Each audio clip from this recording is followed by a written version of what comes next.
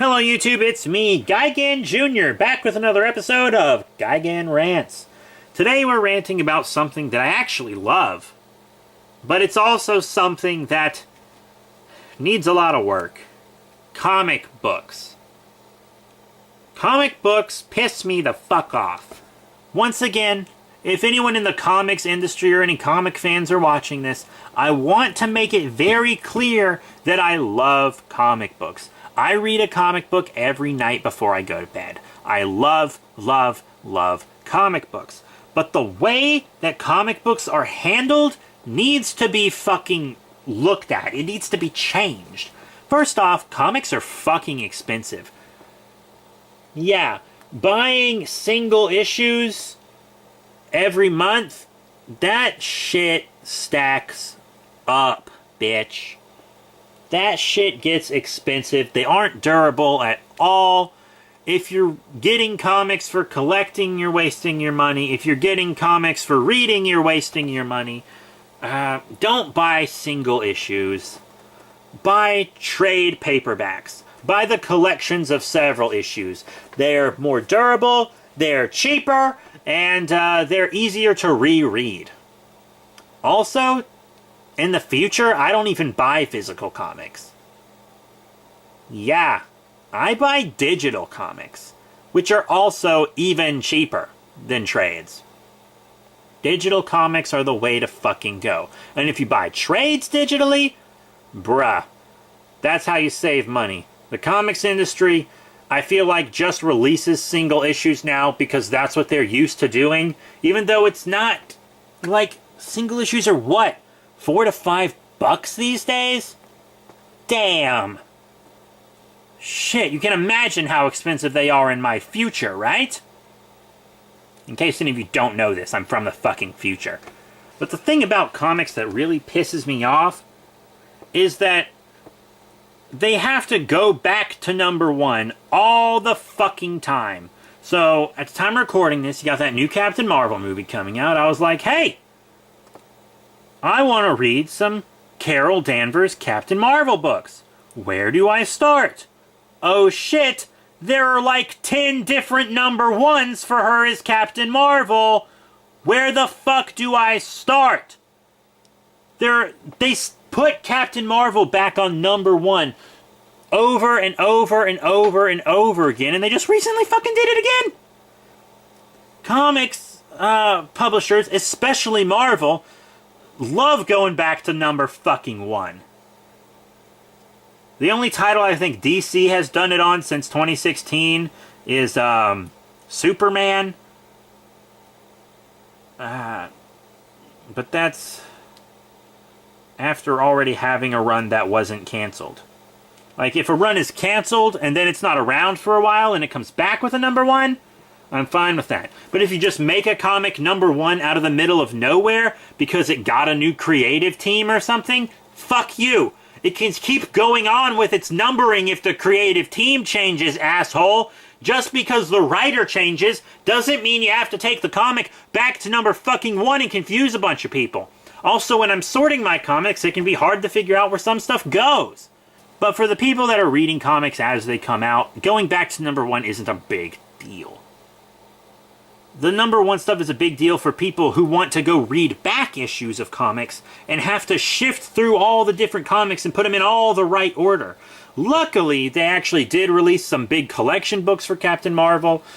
So you buy a bunch of collection books, and then there's a Captain Marvel #1 you have to start on again, and then there's another Captain Marvel #1 you have to start on again, etc., etc. Venom did the same shit recently. It had a creative team change, and so they put it back on #1. But they also put Venom back on #1 because the Venom movie came out. So they were like, oh, let's put Venom back on #1.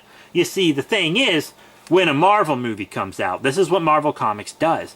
Whenever a Marvel movie comes out, they take the fucking book that Marvel character is in, and they put it back at #1. So that people who see the movie and like it can start reading the comics at a #1 very easily. Now,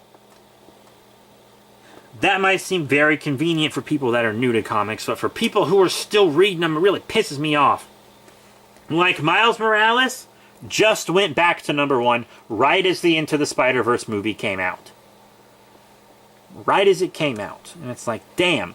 Now, whenever a book I'm reading switches to #1, I stop reading it.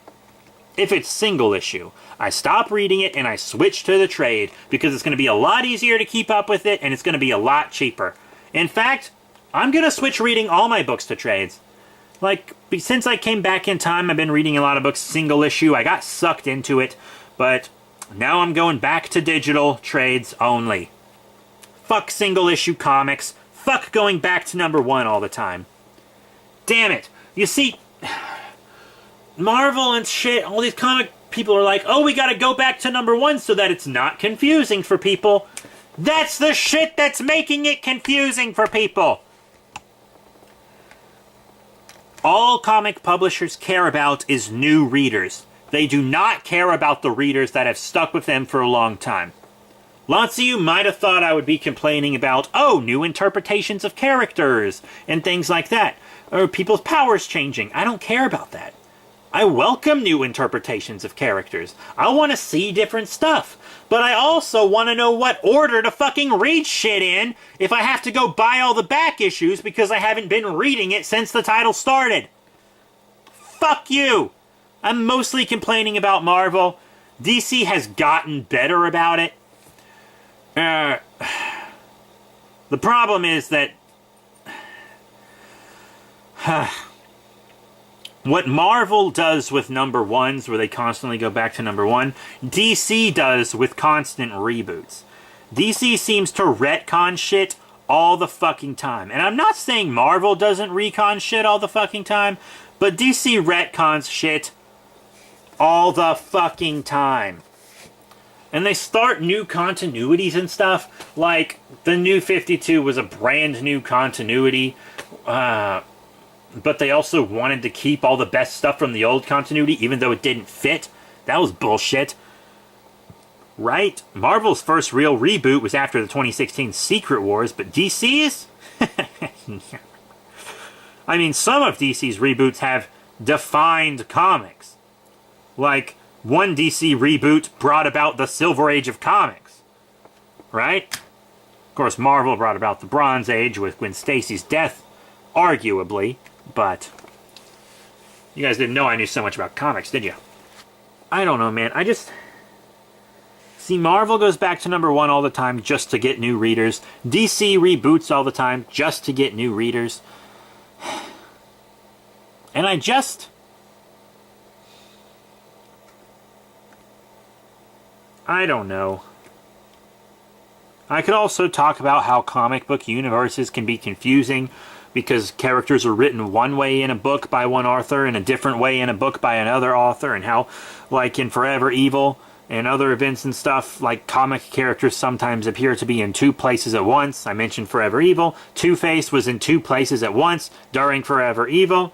I know that fits his theme, but it's still weird. Most of the comics I read now are just comics that don't connect to anything.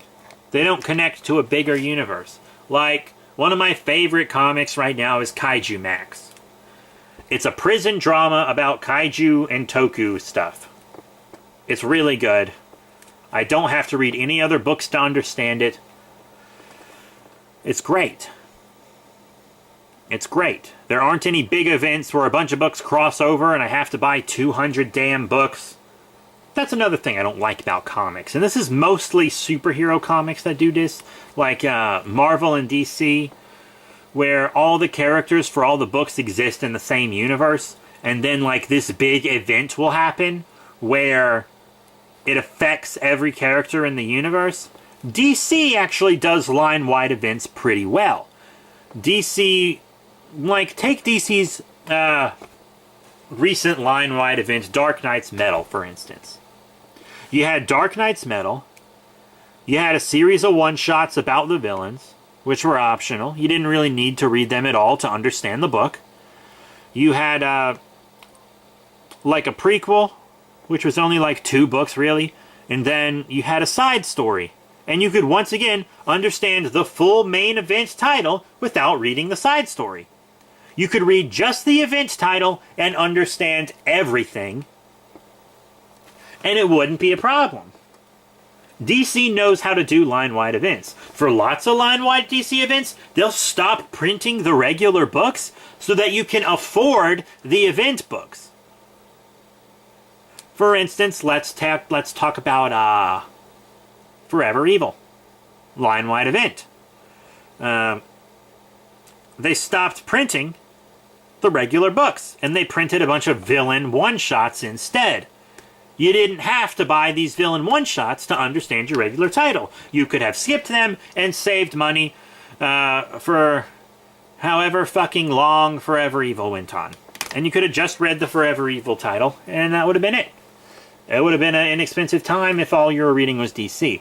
But Marvel, the way Marvel fucking does events, pisses me off. I'm not saying DC has never done an event poorly, but Marvel, how they do modern events, really pisses me off.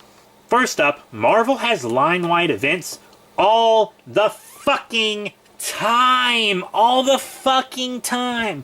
They've slowed down a little bit after Secret Empire because I think they realized they were doing line-wide events way too much. Like, you would have one, and then like 6 months later you'd have another one. That's way too fucking fast, man. That's one trade worth of comics. That's way too fucking fast. And what Marvel does is they'll have the regular book. Like, let's talk about Secret Empire still. You'll have the regular book, Secret Empire, right? And you can't just read Secret Empire and understand it. Every single book that Marvel prints will have a tie-in issue, and you will feel compelled to buy that tie-in issue because it is part of the regular comic you are reading. Even if you aren't reading the event, most of you are going to buy the tie-in issue because it's part of a title you're already reading. So then you've spent money on a pinch of a story that you don't understand. Part of a story you don't even understand. Sometimes it even barely affects your character. And then another thing Marvel does is they'll make 10 different miniseries that all connect to the main event. And the miniseries are like, oh, they're everywhere. They're printing so many different miniseries. Why do we fucking care about these miniseries? Guess what? We don't care about these miniseries. There were so many miniseries during the last Secret Wars. I mean, lots of them were pretty cool. But I really just read the Spider-Man ones because I didn't care about the other ones. It's just... I mean, at least they were more creative, and they could be read apart from them. One was even so popular, it had an ongoing comic called Amazing Spider-Man Renew Your Vows, spin off of it. But I feel like I'm getting off track. But this is a rant video. That's what happens in rant videos, I suppose. But Marvel, they intentionally create events so that you spend as much money on the event as possible. And I feel like the way DC does line-wide events now makes them... in a way that you spend the least amount of money as possible, but still have a big universe-shattering story. I know this video might seem like I'm shitting on Marvel, but I actually like the characters and stories from both of the publishers equally. I just want to throw that out there. Because, I mean, like, at the time of recording this, the Spider-Geddon event is like halfway over. I read the first Spider-Verse event, all the tie-ins, and everything, all the miniseries, all of it. But you ain't dragging me into reading Spider-Geddon. It has even more miniseries and stuff. Fuck it. I'm just going to read the big deluxe edition trade that comes out months after it's done. Fuck it. I'd give them the middle finger, but I don't have fingers. But that's it for today's rant. I'm losing my voice a little bit, actually, because I just filmed 3 of these in a fucking row. But, if you want to see more Gigan rants, be sure to subscribe, hit that notification bell. Also support us on Patreon. If you support us on Patreon, we can make videos better. We can make more videos. And we can make videos faster. If you support us on Patreon, and you'll get lots and lots of bonus content, including exclusive episodes of G&G, and also an entire show in the G&G universe that you can only watch on Patreon. YOLO! So that's it. Thank you all very much. If you want to recommend things for me to rant about, recommend them to me on Twitter, at B3 Productions. That's it. I'm out of here. I need a Sprite. I need a Sprite.